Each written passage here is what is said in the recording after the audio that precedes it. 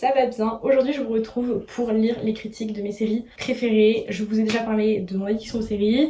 C'est une addiction qui, avec le temps, à ma grande surprise, est en train de se calmer. Je suis en train de prendre des proportions, je retourne un peu à la lecture ces derniers temps, donc je me calme un peu, je regarde pas trop de séries en ce moment, je suis sur Grey's essentiellement, et c'est vraiment à raison de 3 épisodes, 3 comme ça, par semaine. Donc autant vous dire que je suis plus trop là-dedans en ce moment, mais ça n'empêche que les séries dont je vous parle aujourd'hui, c'est des séries avec lesquelles j'ai grandi, qui m'ont permis de passer énormément de bon temps, qui m'ont fait beaucoup pleurer pour la plupart d'entre elles, mais ça n'empêche que ce sont de très bonnes séries. Et aujourd'hui je réagis aux critiques, aux mauvaises critiques, sinon c'est pas drôle, des internautes sur Allociné. J'aurais pu me référencer à Sens Critique pour cette vidéo, mais j'ai pas trop compris le système des commentaires de Sens Critique, j'ai pas voulu trop m'embêter là-dessus, donc je me suis contentée d'Allociné. Ce sera très bien, donc on va prendre la note de référence d'Allociné et suivre un peu les commentaires. On est parti, ça commence tout de suite.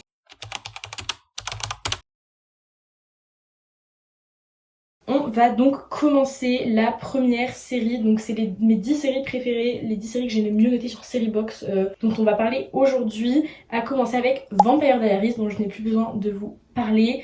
Je pense que vraiment tout le monde a déjà entendu parler de cette série. Donc nous avons des commentaires avec des notes à 0,5 pardon, mais la série est notée du coup à 4 sur 5 par Allociné, et au total il y a 1356 critiques dont 45 à 0 étoile. Enfin je sais pas si on se rend compte du nombre que c'est énorme. On va commencer avec Dark Vache qui nous dit que la série n'a pas bien évolué depuis la transformation d'Elena et il était temps que cela se termine. Manque d'inspiration, panne devant la feuille, les scénaristes sont partis un peu en sucette sur cette dernière saison, avec entre autres des sirènes, le diable, des résurrections en pagaille. Il est l'heure pour Steven et Damon de rendre leur tablier un final grotesque pour une série qui avait si bien commencé. Ok, alors, on va y aller au fur et à mesure. Je peux comprendre que beaucoup de personnes soient frustrées de l'évolution de la série à partir du moment où Elena devient un vampire. Attention ici, je vais carrément spoiler les séries. En revanche, dire qu'il y a du manque d'inspiration, bon, à la limite ça va encore passer, mais dire que c'est en partant en sucette, avec entre autres des sirènes, le diable, des résurrections en pagaille, j'ai envie de vous dire,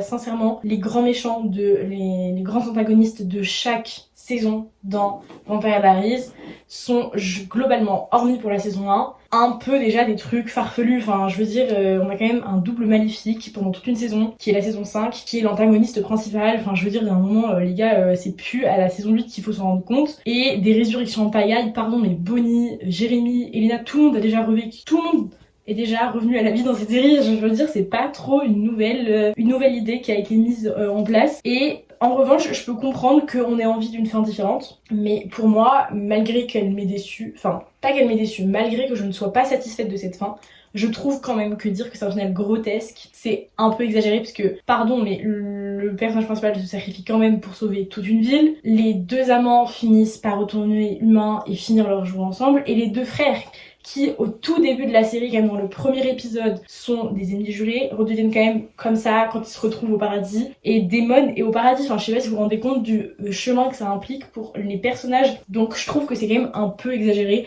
Et puis je trouve quand même que ça ne mérite pas un 0,5, c'est pas pour moi suffisamment argumenté. En revanche, ce qui arrive après les gars, on a deux bons gros pavés que je vais m'amuser à vous lire. Laurent P nous dit en mettant 0,5 à Vampire Diaries que absolument aucun intérêt, les acteurs sont tous aussi mauvais les uns que les autres. Nina Dobrev remportant la palme de la plus mauvaise actrice qu'il soit, qui a pour seul jeu d'actrice d'ouvrir ou fermer la bouche, il faut apprendre à parler français par contre, qui faire passer diverses émotions, joie, peur, souffrance.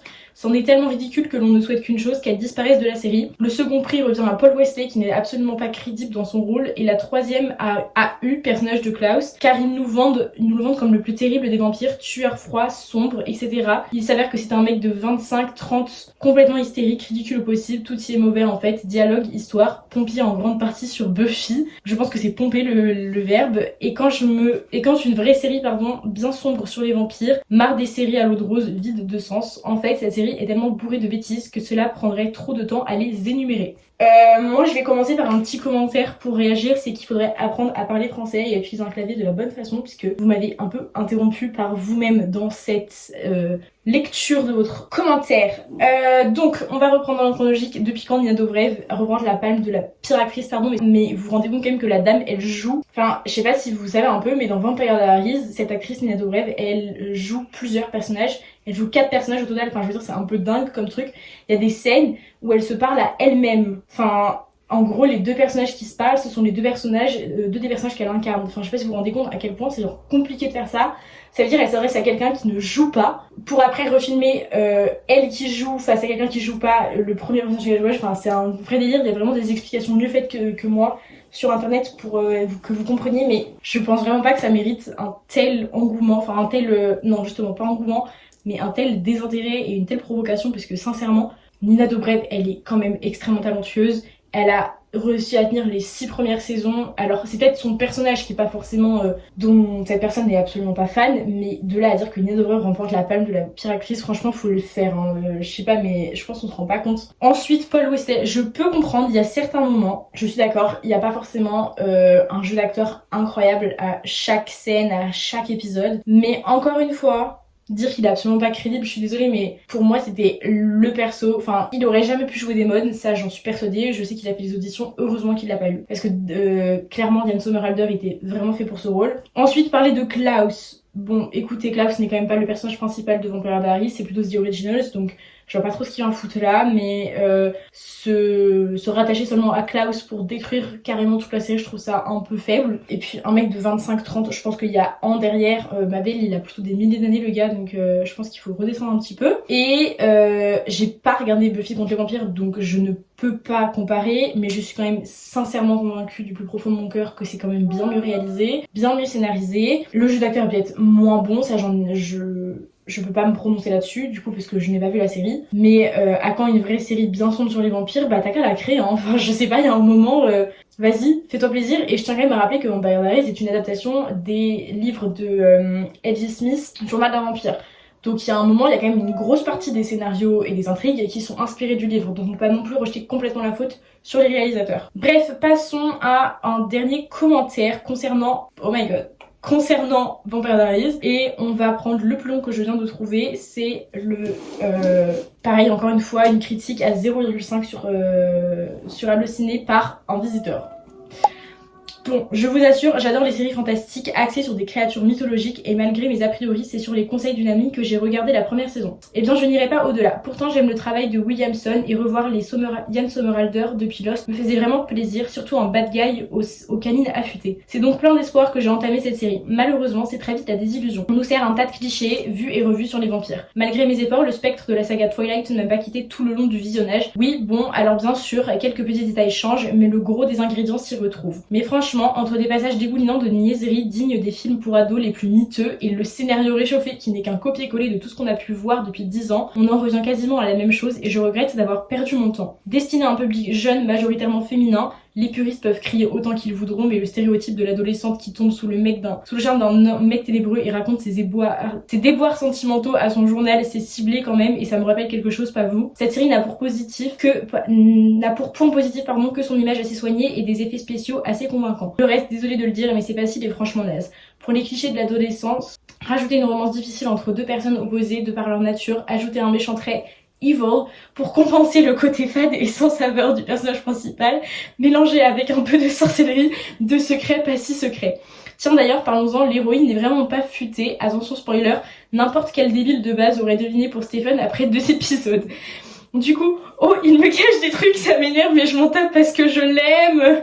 Ça va 2 minutes hein. Mais bon, pour Hollywood, tous les ados sont assez futés pour voir au moment crucial une conspiration secrète, creuser là où il faut pour dénicher des infos, mais pas assez pour voir que leur chérie leur cache un truc. Du moins, pour ce qui est d'Elena, il faut attendre un moment avant que ça fasse son chemin dans son cerveau de midinette. Voilà, vous mélangez le tout, édulcoré avec une bande son. D'ailleurs, pour la musique, c'est simple, on dirait que les gars se sont contentés d'allumer la radio et de foutre tout ce qui se passait, tout ce qui passait sur la playlist. Secouez le tout et vous obtenez un mélange fade et sans saveur à l'image des dialogues et des pseudo-rebondissements que j'ai vu venir avec 2 épisodes d'avance, parfois plus. Propre esthétiquement, mais sans surprise et sans vraiment d'intérêt. Vampire Diaries ou l'art de servir du réchauffé en le présentant comme du neuf raté. Mais alors pardon, il faut vraiment arrêter de se lâcher. Je pense que cette personne a besoin d'avoir un psychologue, c'est pas possible.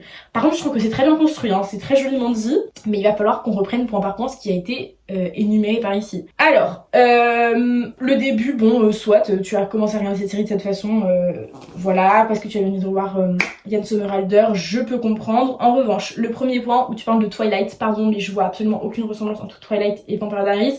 J'ai regardé Twilight, je pense vraiment 3 ou 4 fois la saga en entier.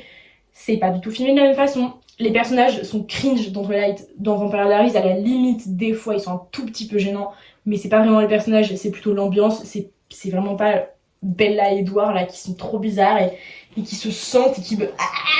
Là vraiment eux ils mettent mal à l'aise. En plus les mythes concernant les vampires qui sont mentionnés plus tard dans cette critique là ne sont pas les mêmes chez Twilight et dans Vampire Diaries, puisque par exemple le fait que Edward brille au soleil n'est absolument pas repris dans Vampire Diaries. Eux ils brûlent au soleil alors que les autres ils font juste briller, ils peuvent sortir sans que personne se rende compte quoi, s'ils sont juste habillés.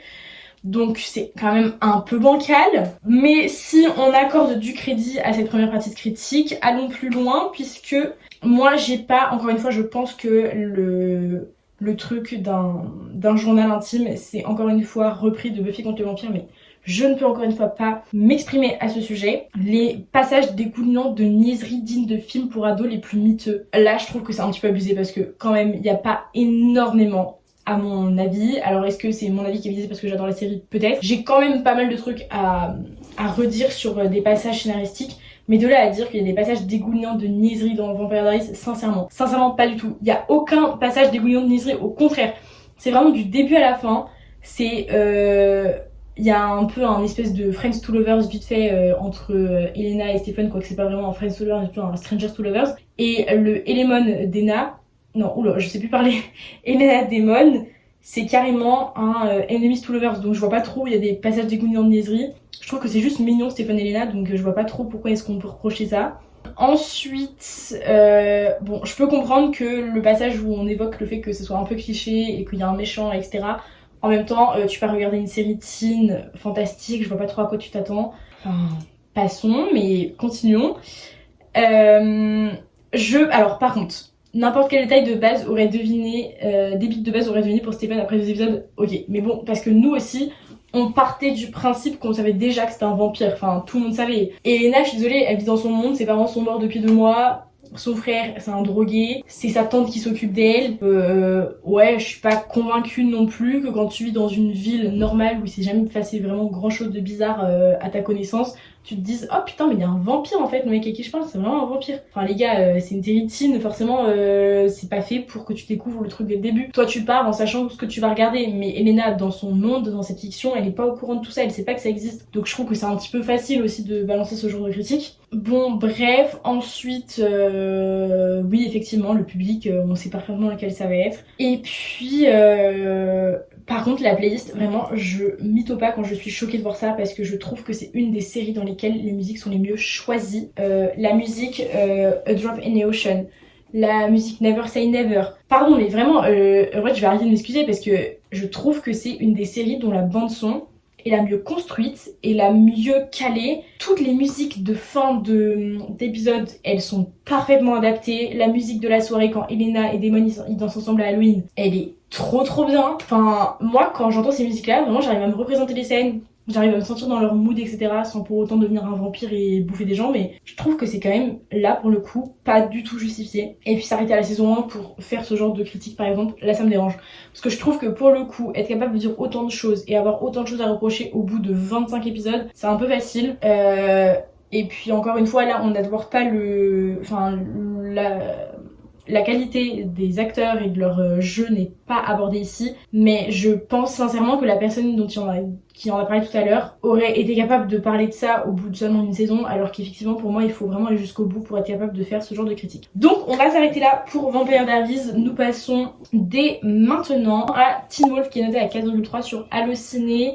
Sur 630 critiques, nous en retrouvons 12 à 0 étoile. Et nous allons dès maintenant commencer avec... Oui, il n'y a pas beaucoup de gros pavés. On va commencer avec un visiteur qui note à 0,5 cette série en se justifiant. Bon, je n'ai pas vu toute la série entière, mais le peu que j'ai vu me suffit totalement.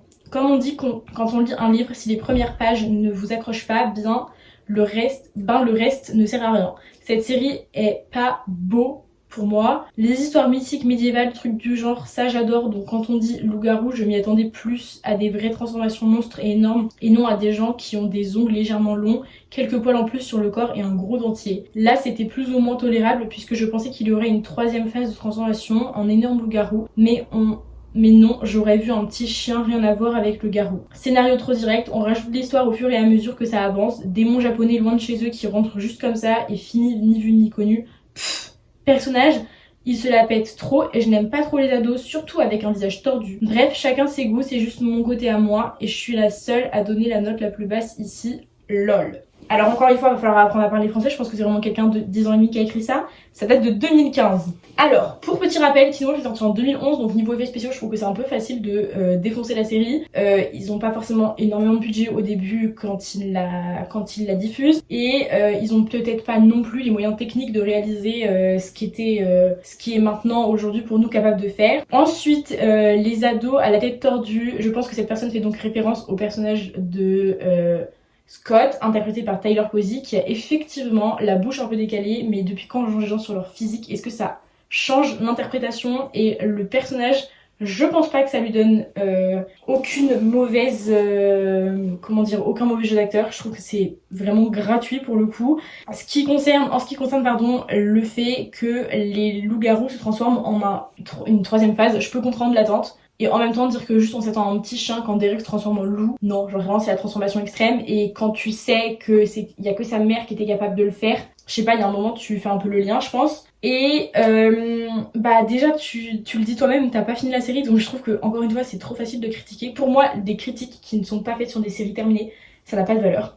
Et là je trouve que ça en a vraiment encore moins parce que c'est mal écrit, et probablement pour quelqu'un qui ne sait pas, qui est dyslexique, c'est pas possible, parce que du coup si on est méchant avec les acteurs, je pense qu'on peut être méchant avec les gens qui critiquent. Et apparemment tu n'es pas la seule à donner des mauvaises notes, mais voilà, je trouve que c'est un peu vide de sens ta critique. On va passer à une deuxième critique donnée par un autre visiteur. Il y a vraiment personne qui donne de nom par ici. Toujours à 0,5. Je viens de tout recommencer de la saison 1 à 6. Alors franchement, rien à dire de 1 à 4, avec des personnages très très bons comme Derek Hale, Alyson Agent, Peter Hale, et j'en passe. À partir de la 5ème saison, on sent que les personnes principales sont oubliées petit à petit, et je trouve ça vraiment nul qu'on mette la lumière sur des personnes secondaires qui n'ont pas vraiment d'importance au final. Bref, j'espère que si une 7ème saison s'impose, qu'on remette des choses dans leur contexte. On veut revoir Derek Hale et Kira Yukimura. Personne veut revoir Kira. Tout le monde déteste Kira, c'est vraiment un unpopular opinion que tu nous ponds ici, je pense. En revanche, Derek, on veut le revoir. Par contre, il faut apprendre à écrire Hale avec un seul L, hein, il n'y en a pas deux. Et je suis en vrai plutôt d'accord avec toi sur ton contenu global. Pour moi, les saisons de 1 à 4 sont les meilleures, excepté la 2 que j'ai vraiment pas kiffé. La 3, je l'aime pas, mais pour d'autres raisons, pas pour des raisons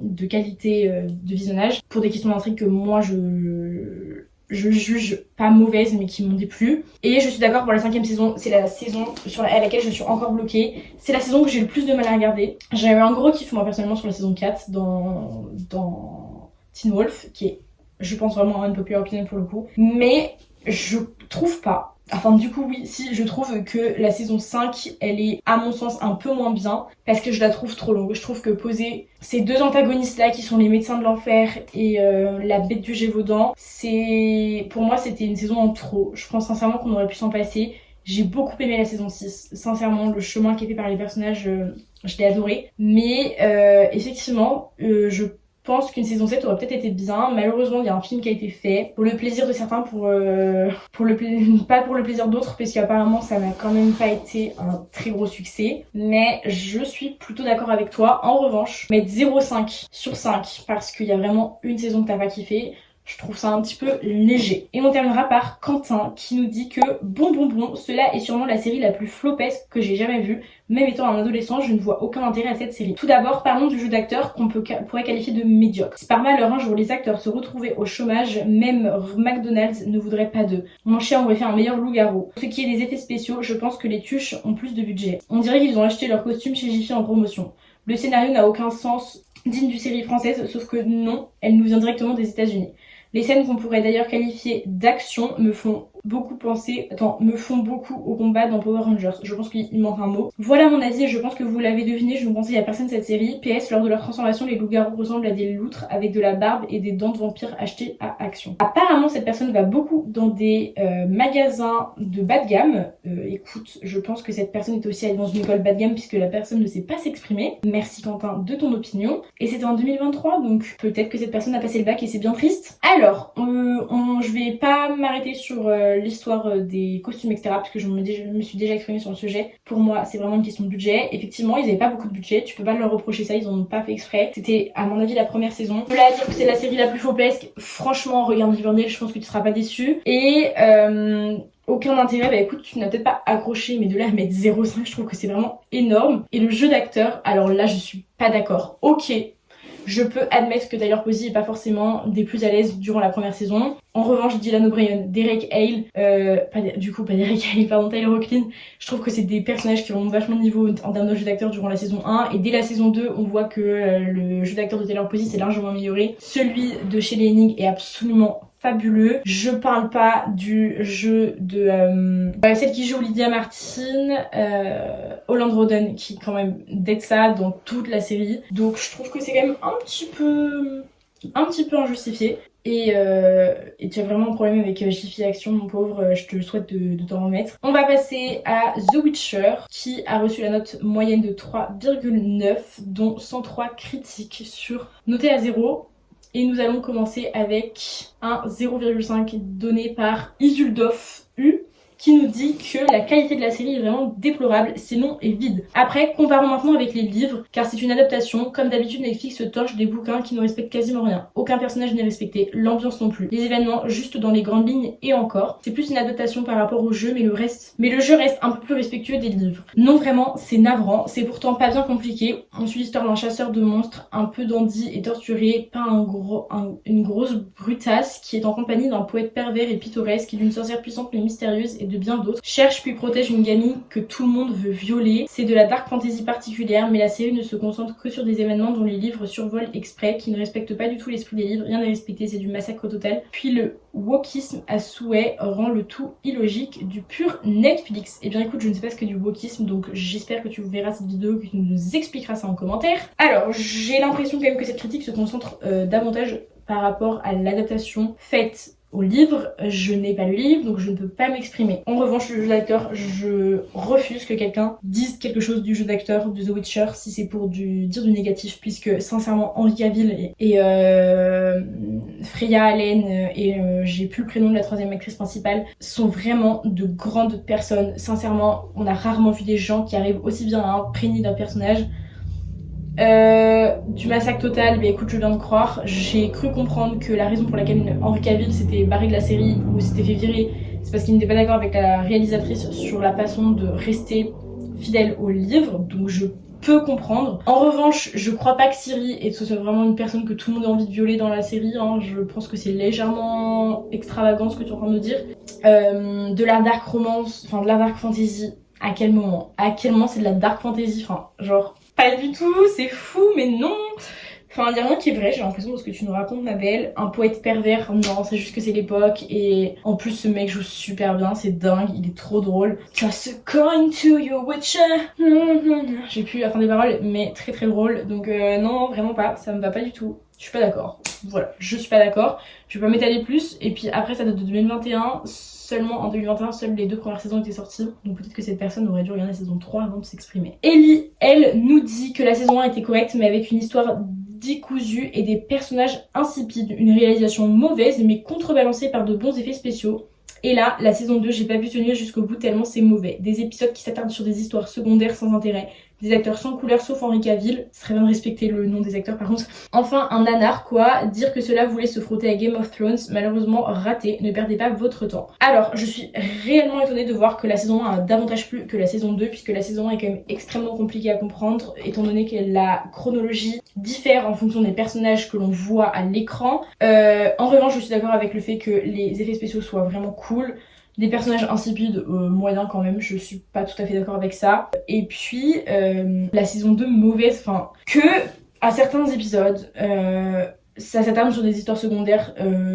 Sincèrement, je vois pas trop de quoi il s'agit parce que ça fait longtemps que j'ai vu la saison 2. Je peux l'entendre. En revanche, des acteurs sans couleur sauf Henry Cavill, je suis désolée, il n'y a pas que Henry Cavill qui tient la série. Ok, il joue super bien son rôle, ok, c'était l'acteur pour cette série, mais je crois sincèrement que quand Liam Hemsworth va reprendre son rôle dans la saison 4, on sera bien content de conserver Freya Allen et l'actrice de série pour continuer de faire tenir cette série parce que je crois vraiment pas que ce soit que grâce à Henry Cavill, même si je suis persuadée qu'il a fait une grosse partie du travail dans ça.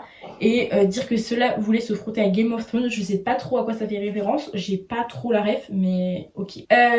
Et bien nous allons terminer par Woody Allen, qui nous dit que catastrophe, série pour teenagers, effets spéciaux nuls, perceptibles dans sa version 4K HDR sur TV 165, jeu d'acteur catastrophique, à part Cavill étonnamment bon, mention spéciale à Yennefer, ridicule, insupportable, pas du tout à la hauteur de la hyène des livres et des jeux, série moisie avec son lot d'acteurs insipides et sa réalisation catastrophique. Et ben je suis d'accord avec rien, c'est ça qui est bien. Effets spéciaux nuls, retourne voir la série avec des lunettes que tu auras été chercher dans un opticien et non chez Jiffy ma belle, parce que je pense sincèrement que tu n'as pas regardé la même série que moi. Comment ça, Cavill étonnamment bon, il y a vraiment pas que dans que dans The Witcher qu'il joue bien. Il a quand même tenu Superman. Mention spéciale à Yennefer qui est ridicule. Pareil, je comprends pas. À la limite, t'aimes pas le personnage, d'accord, mais de là à dire que la personne joue mal, je trouve ça pas très sympa. Et puis pas du tout justifié, surtout pas du tout à la hauteur de la hyène des livres et des jeux. Encore une fois, je peux pas me prononcer.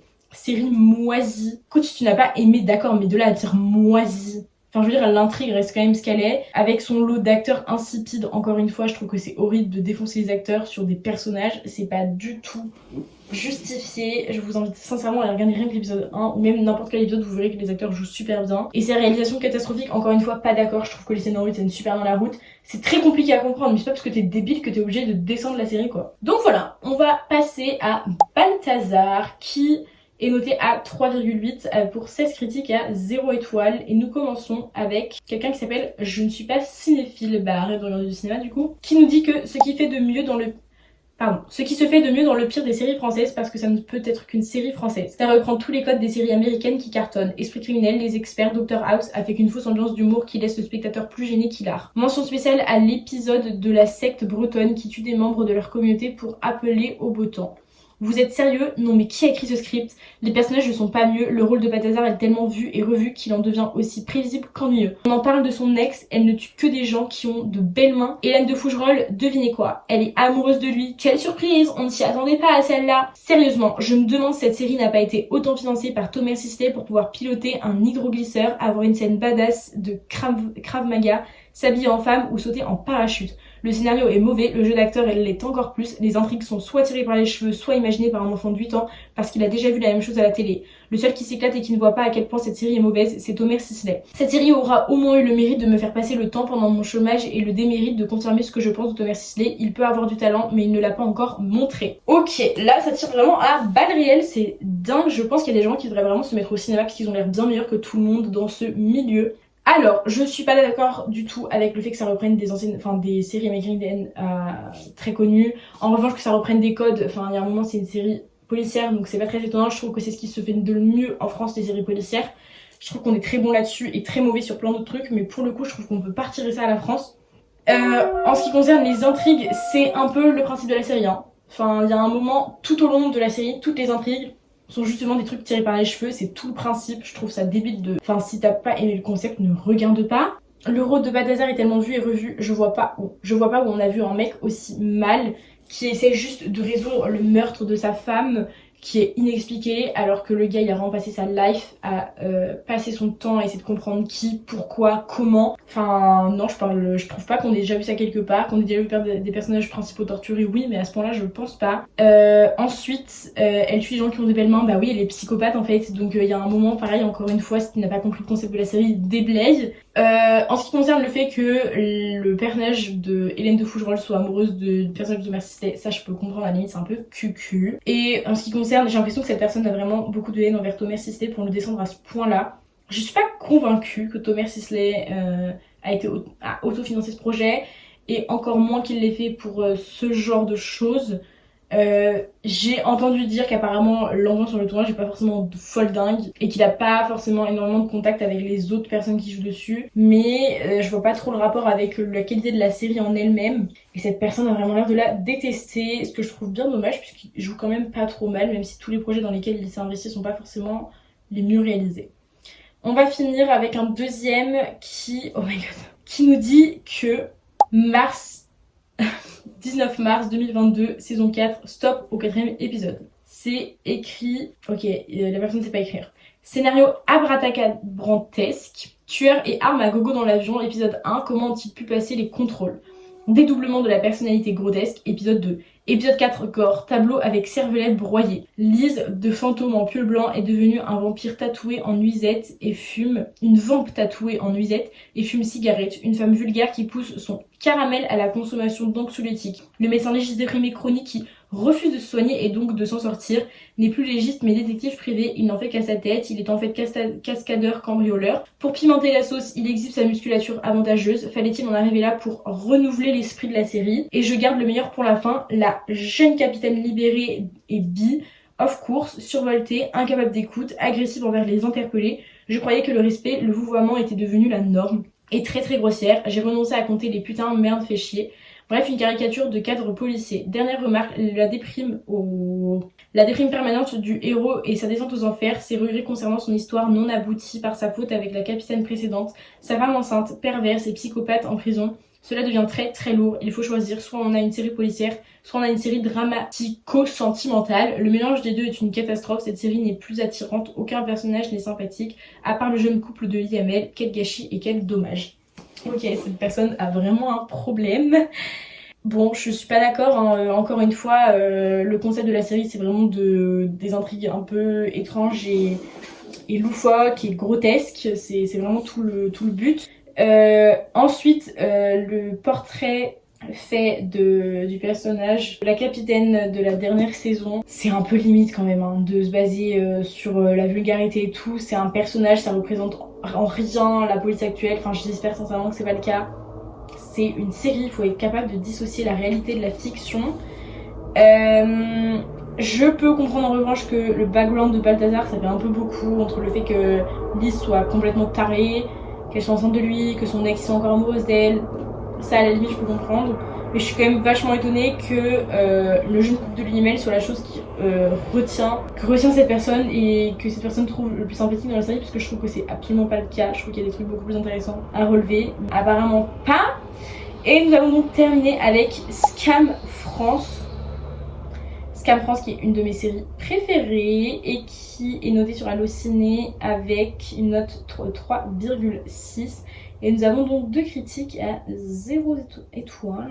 Ces 2 critiques nous disent que, oh mon dieu, ce sont des pavés. Nous avons Lola X57 qui nous dit que cette adaptation est un raté complet. C'est fou, j'ai la seule impression que le réalisateur n'a jamais vu la version de l'original. Scam Norvège, série super profonde avec des acteurs tous talentueux, des éclairages magnifiques, une BO superbe. Alors oui, faire un Scam en version française nécessitait des changements et des adaptations. Mais ici, rien ne tient la route. Absolument rien. Je crois que même AB Productions a fait mieux avec Hélène et les garçons. Les acteurs surjouent tout le temps, il n'y a aucune subtilité, chose très importante dans la version norvégienne.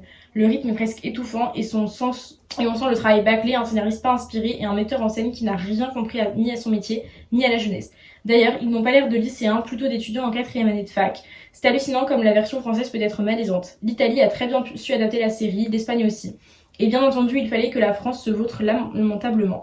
C'est tellement gênant. D'ailleurs, il suffit de lire les commentaires d'étrangers sur YouTube ou DM ou encore sur Twitter, FB, qui sont très attachés à la version italienne et norvégienne et qui n'ont pas aimé la version française. Le 19 janvier, lancement de la 3e saison, chaque fois très attendu dans tous les pays qui ont adapté la série. Le trailer est pertinent et connaît une hype sur les réseaux sociaux qu'elle n'avait jamais connue grâce surtout à la présence de Maxence Davé-Fauvel qui joue Elliot. J'en tremble d'avance car Lucas surjoue chaque scène. Je sens qu'on va encore se taper une honte européenne et mondiale car les gens se munissent de VPN à l'étranger, Brésil, Pérou, Mexique, etc. pour pouvoir suivre cette saison. Laissez-moi me reprendre mon souffle pour démonter cette personne. Alors, un raté complet pour une adaptation, juste pour vous remettre dans le contexte. Scam, initialement, c'est une série norvégienne d'une... je crois qu'il y a 8 saisons, 6 ou 8 saisons, et qui reprend à chaque saison un personnage principal avec des problématiques spécifiques.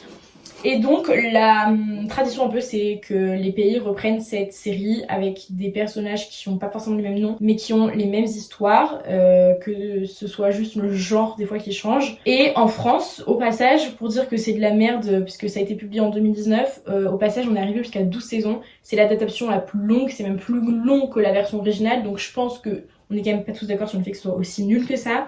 Et la saison 3, à ton grand étonnement mon coco, a quand même été la saison la plus visionnée en France. J'ai pas les chiffres avec moi, mais c'était un vrai buzz. J'ai personnellement suivi cette série quand elle est sortie au fur et à mesure, donc je sais pertinemment de quoi je parle. J'ai vécu ce succès. Surjoue absolument pas, les acteurs ne surjouent pas du tout. Le seul truc avec lequel je suis d'accord dans cette histoire, c'est que effectivement les acteurs paraissent bien plus vieux que leurs personnages. Ça c'est pas un truc qui m'a spécialement dérangé parce que je trouve que le jeu d'acteurs est plutôt pas mal pour la plupart d'entre eux. Il y a des gens qui jouent un peu moins bien, mais je rappelle quand même que pour la plupart d'entre eux c'est leur premier rôle principal ou secondaire, donc c'est pas non plus ultra simple de s'intégrer là-dedans. Surtout quand tu sais qu'il y a des adaptations à succès qui ont été faites précédemment. Écoute, je trouve que dire aussi que la France va encore lamentablement se vautrer, je trouve que c'est injuste. Je vois pas dans quel milieu on s'est autant lamenté, enfin on aurait pu tant que ça se vautrer. Voilà, je suis pas tout à fait d'accord. Et puis il y a un truc que j'ai pas trop kiffé non plus, le fait que le metteur en scène et les scénaristes soient pas inspirés. Enfin je suis désolée, ils reprennent les scénarios des premières saisons qui sont sortis dans Scam Norvège, donc les idées sont quasiment les mêmes, hein. Peut-être pas à ce scénariste là qu'il faut en vouloir, mais au scénariste originel. Après je n'ai pas regardé les Scam Norvège, je suis quasiment à la fin de Scam Espagna. J'ai prévu de regarder Scam Allemagne et Scam Austin, mais je suis étonnée de ce que j'entends là. On termine donc avec un autre visiteur qui nous dit que je suis vraiment déçue de cette adaptation. Scam était ma série préférée et j'étais contente de savoir qu'il y aurait une adaptation en France pour refaire vivre le truc. Mais franchement, je trouve qu'il y a beaucoup de choses qui ne vont pas. Les acteurs pour certains sont très moyens, voire mauvais. Genre Lucas, on dirait qu'il fait semblant, c'est le cas, mais le métier d'un acteur c'est de faire en sorte que ça ne se voit pas. La saison 4, qui était ma préférée, m'a brisé le cœur. Sana était parfaite dans la version originale et elle transmettait un truc, alors que là, Iman détruit tout ça. Je ne sais pas si c'est le jeu d'acteur ou si c'est le scénario, mais est chose que je n'avais pas du tout souhaité à la série originale. J'espère qu'il n'y aura pas de suite à cette adaptation. Donc encore une fois, ça n'a pas été le cas. Je suis d'accord avec le fait que Iman, pour moi, n'est pas un des personnages que j'ai le plus apprécié. Je pense pas que ce soit réellement dû au scénario, je pense que c'est juste peut-être un personnage que tu n'as pas aimé dans... Enfin non, justement, je pense pas que ce soit un jeu d'acteur, mais peut-être juste le scénario qui te fait que t'as pas aimé ce personnage-là. Moi, Iman, je l'ai pas aimé dans sa saison, mais je n'ai pas non plus apprécié le personnage dans les autres saisons. Et c'était un peu... Non, c'était un peu différent en vrai, parce que là, je suis à la saison de ce personnage-là dans Scam Espagna, et j'apprécie plutôt bien ce personnage. Mais moi, c'est plutôt l'histoire qui me touche pas trop, puisque ça parle de religion, et que c'est pas du tout un domaine que je maîtrise et auquel je m'intéresse, donc... Je pense que c'est surtout lié à ça. Et je suis pas d'accord avec le fait que l'acteur de Lucas joue mal. Au contraire, je trouve que la saison 3, c'est un des meilleurs jeux d'acteurs qu'on ait eu. Pour moi, la saison d'Anaïs, la saison de Arthur, de Lucas et de Manon sont les saisons les mieux jouées. Donc je suis pas du tout d'accord. Et voilà, je trouve que c'est un peu débile d'en faire une globalité. Je vais m'arrêter là pour aujourd'hui et vous verrez une potentiellement et j'espère pouvoir vous filmer une partie 2 afin qu'on aille au bout de mes 10 séries préférées. Je vous retrouve la semaine prochaine pour une nouvelle vidéo. N'hésitez pas à laisser un commentaire après avoir fini celle-ci. Si jamais vous avez des idées ou que cette vidéo vous a plu, n'hésitez pas non plus à me le dire, à m'en faire part. Et je vous revois jeudi prochain à 17h. Salut!